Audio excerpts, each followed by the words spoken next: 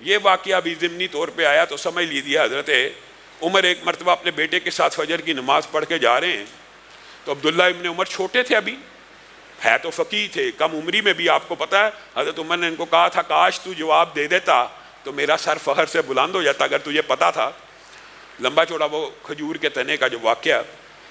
تو یہ ابھی کم عمری میں حضرت عمر ان کو اپنے ساتھ نماز پڑھنے لایا کرتے تھے۔ نماز پڑھ کے جا رہے ہیں تو کہنے لگے بابا الحمدللہ دیکھیں ہم نے نماز پڑھی ہے مسجد میں، فلاں بھی نہیں آیا، فلاں بھی نہیں آیا، فلاں بھی نماز میں حاضر نہیں، فلاں بھی، مفہوم یہ ہے۔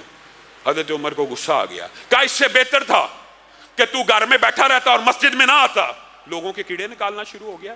ان کے لیے دعا کر، ان کے لیے ہدایت کی۔ مراد یہ ہے کہ اگر کسی کو توبہ کی طرف مائل بھی کرنا ہے تو اس کو لعنت ملامت کرنے کی بجائے اس کو اللہ کے عذابوں سے ڈرا کر اللہ کی رحمت کی طرف متوجہ کیا جائے۔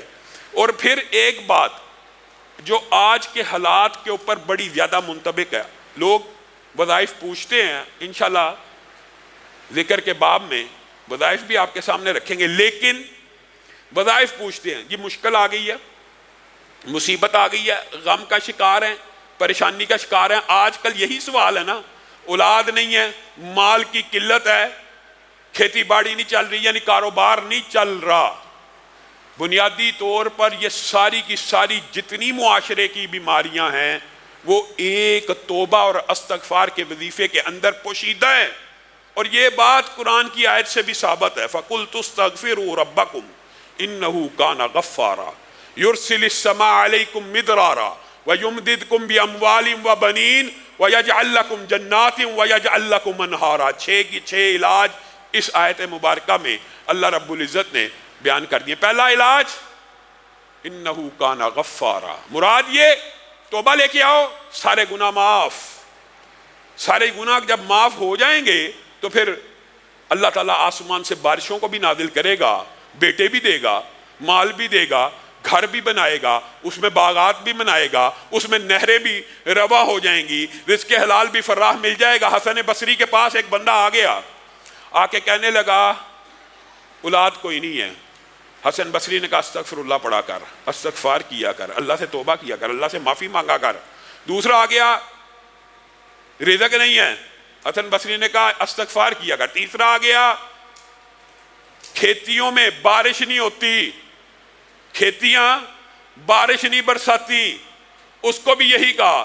چار لوگ مختلف قسم کی پریشانیاں لے کے آئے، چاروں کو ایک ہی وظیفہ بتایا، اور وہ وظیفہ کیا تھا؟ استغفار، کہ اللہ تعالیٰ سے توبہ کرو گے تو اللہ رب العزت یہ جو اس آیت میں 6 فوائد بیان کیے ہیں وہ 6 کے 6 آپ کو مل جائیں گے۔ اور اس کے اندر یرسل السماء علیکم مدرارا، اس کے اندر ایک بات مفسرین نے یہ لکھی ہے کہ بارشیں تمہاری مرضی کے مطابق ہوا کریں گی۔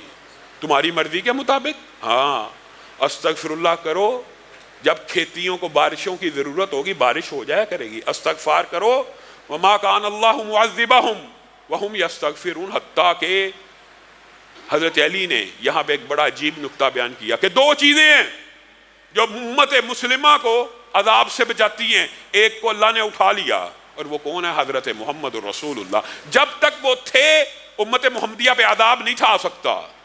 دوسرا نسخہ کیمیا یہی رہ گیا جو اللہ نے قرآن پاک میں بیان کر دیا، اور اللہ کسی قوم کو اس وقت عذاب نہیں دیتا یا دے سکتا جب تک وہ مغفرت کی دعا کرتے ہوں۔ اللہ کی سنت ہے، اگر مغفرت مانگتے ہوں، اگر آپ میں سے کوئی عذاب مشکل مصیبت کا شکار ہو گیا ہے، توبہ استغفار کرنا شروع کر دے۔ یہ ممکن نہیں ہے اس کے اوپر عذاب جاری رہے، برقرار رہے۔ اور اس کی تائید عبداللہ ابن عباس کی حدیث بھی کرتی ہے۔ امام البانی نے اس حدیث کو ضعیف لکھا، لیکن ان کے جواب میں احمد شاکر نے جو ضعف انہوں نے بیان کیا اس کو دور کیا، پورے کا پورا ایک انہوں نے اس کے اوپر پمفلٹ لکھا ہے۔ حدیث کیا ہے؟ حدیث مفہوماً ویسے بھی قرآن کی آیت کے مطابق ہے کہ جو بندہ استغفار کو لازم پکڑ لے گا، لازم پکڑ لے گا سے مراد یہ ہے، یہ بنیادی طور پہ حدیث میں جب لازم پکڑنے سے مراد یہ ہوتی ہے، اس سے مراد یہ نہیں کہ باقی سارے وظیفے چھوڑ دے گا، اس سے مراد یہ ہوتی ہے کہ سب سے زیادہ تعداد اس وظیفے کی بنا لے گا۔ تو پھر کیا ہوگا؟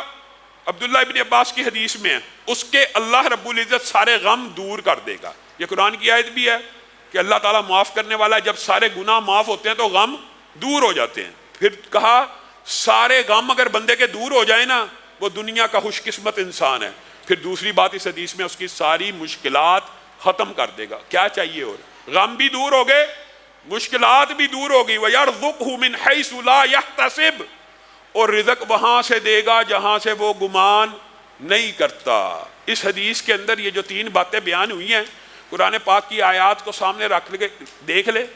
فَقُلْتُ اسْتَغْفِرُوا رَبَّكُمْ إِنَّهُ كَانَ غَفَّارًا يُرْسِلِ السَّمَاءَ عَلَيْكُمْ مِدْرَارًا وَيُمْدِدْكُمْ بِأَمْوَالٍ، مال بڑھائے گا، بیٹے بڑھائے گا۔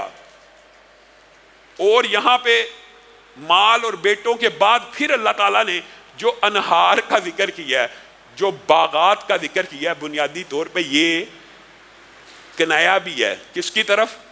رہائش گاہیں بھی دے گا۔ رہائش گاہیں دے گا تو باغ ملیں گے نا، رہائش گاہیں دے گا تو باغ ملیں گے۔